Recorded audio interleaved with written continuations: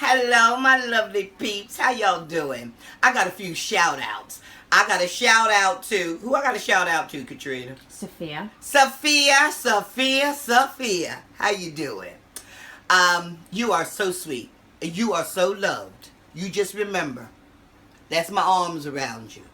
Now let me move on. Today, I am making a very quick and easy cauliflower. My tongue getting twisted. Cauliflower and broccoli cheese. Okay? Very simple. All you got to do is get you some fresh broccoli or cauliflower. But guess what? You can do it with frozen as well. So I don't want anybody out there thinking, oh, I ain't got no time for that, because I'm only going to eat a little bit and then it's going to go off. Get you some frozen. Take out what you need. Cook it, but put it in a colander so that you drain out a lot of that water, okay? Okay, so how long do you want to keep a bite, or do you want to cook it till it's soft? You want to cook it till it's soft. Okay. Okay?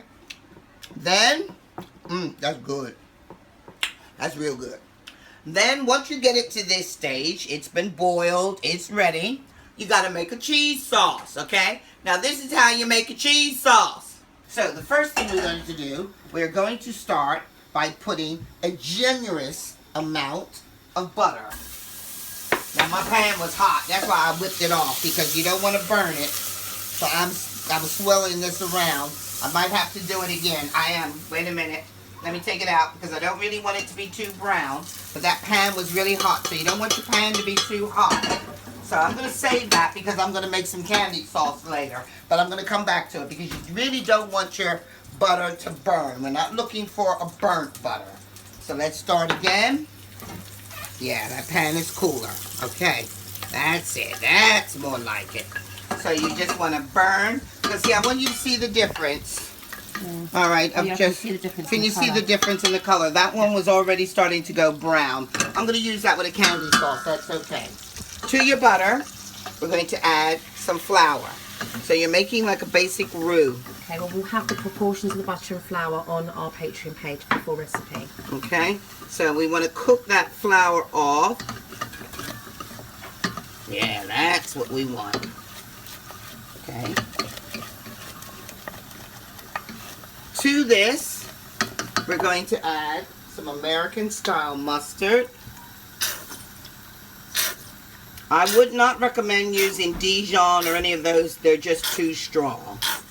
Okay, you want to keep a nice mild flavor going here. Okay, stir that all in. To that, we're now going to add, a touch of salt and some black pepper. Yeah. And let's keep stirring that. Now you can see the flour is cooking. Okay, let me show you. Let's leave it there. Can you see the difference and see how it's going white? Mm-hmm. Okay, that's your flour cooking out. Okay, now, to this, we are now going to slowly add some milk. Now, I'm sure someone's going to have a question. Does it matter whether it's 1%, whether it's full No, fat, whether no, it's it can be whatever kind of milk you want. It just, if it's too thin, you might need a bit extra thickening of the flour. Now, also, you can use gluten-free flour very easily, and you can use gluten-free pasta to make this macaroni and cheese, all right? So, let's leave that there, and I am going to whip it up. Just grab this. Oh, your arm's in the way, honey. Sorry. Okay. Okay, so I'm going to just whip this up.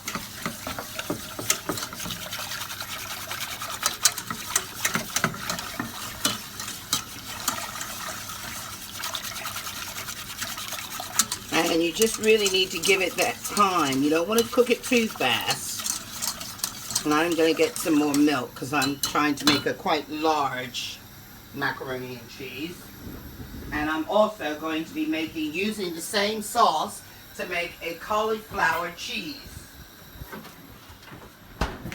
So let's just get a little bit more milk out. How y'all doing? Are you enjoying the sunshine? I hope it's sunshine where you are. We are having an absolutely fabulous day. I know. That was like fabulous. Fabulous. Day here down in Brighton. Sun is shining. Let's just keep that going. Okay, so my sauce, my white sauce has been cooking for about 5 minutes now. Still a bit thin, but it will thicken up once the cheese goes in.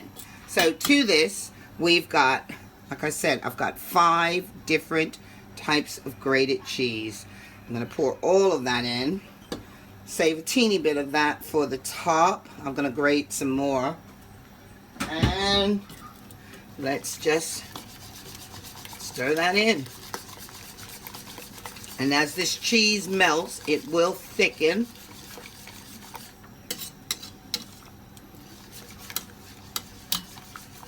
Oh yeah, I can feel it. So what cheeses do you have in there again? I've got a mild cheddar, a very strong cheddar, Gloucester cheese, Red Leicester or double Leicester? and some red Leicester as well. Okay. And I'm going to add some French blue cheese. So yeah, we've got this one here. We've got a double Gloucester. Okay. And there's a double Gloucester there. And then I also have some extra mature cheddar. Okay. Where is my blue? Okay. Now this blue, good googa booga. This bad boy is right. It's mooing at me. Move away. Oh, yes. Look at this, y'all. Y'all got to see this. Look at that. Look at that. That is lovely. I'm going to take it off the heat because I don't want it to catch. So now I'm going to add this. How much blue cheese? Blue cheese, I only use a very little. And you watch. That's it. That's it for the blue. Okay. But it just kind of ups it. Takes it to a luxury. I mean, I know you're not a massive fan of I'm not, cheese. but I like it in my macaroni and cheese. Yeah, it's good in a cheese sauce. Let's just break it up. So, would you recommend people that wouldn't normally use a blue cheese to give it a try in their sauces? Just give it a try in your sauce. If you don't like it, just don't do it the next time. Because I don't like no blue cheese myself. But I do like it in this. Because I only use just a tiny bit. Okay. So, there you go. You're near perfect. Because I ain't going to say perfect. Because there ain't nobody perfect.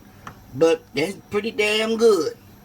Cheese sauce. Now, everybody was saying to me, they want to see me eat it. I'm going to eat this one. Here we go.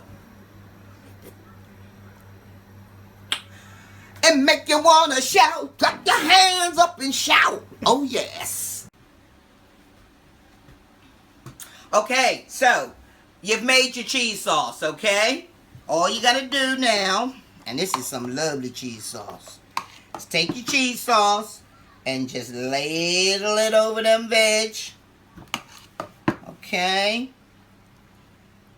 Now, I really want to do something a little bit special with this. Oh, no, I can't. Well, what do you want to do? I was thinking I was going to add some chorizo to this. You can't. But the only reason I can't do it is because I got my little buzz here. He don't eat pork. But y'all that do eat pork, like me, add some ham, add some bacon, add whatever you like, because then it's an all-in-one dish. I'm talking to you students, okay? So, this is your vegetarian base. You throw some meat up in there, it's all done. I mean, we're having roast chicken for dinner, so could we throw some if we had leftover roast chicken, could some of that chicken go in? Of course it could. Okay. Of course it could. But for a student, sometimes they ain't got the money for no roast chicken. Sliced ham slices? Sliced ham, just do some sliced ham. Put it on up in there, and then, excuse me, get you some breadcrumbs, sprinkle them breadcrumbs over the top, and then the cheese. That's another whole dish. I might have to come back with that one for you. I might have to come back with that one. But for right now, all we're doing is our quick and easy cauliflower cheese and broccoli. Let me grate some more cheese on top of that. And this is going to now go in the oven. It's done. Here we go. Straight from the oven. Our cauliflower cheese and broccoli with our homemade cheese sauce. Delicious. Look at that. Delicious. Ready to go. Enjoy.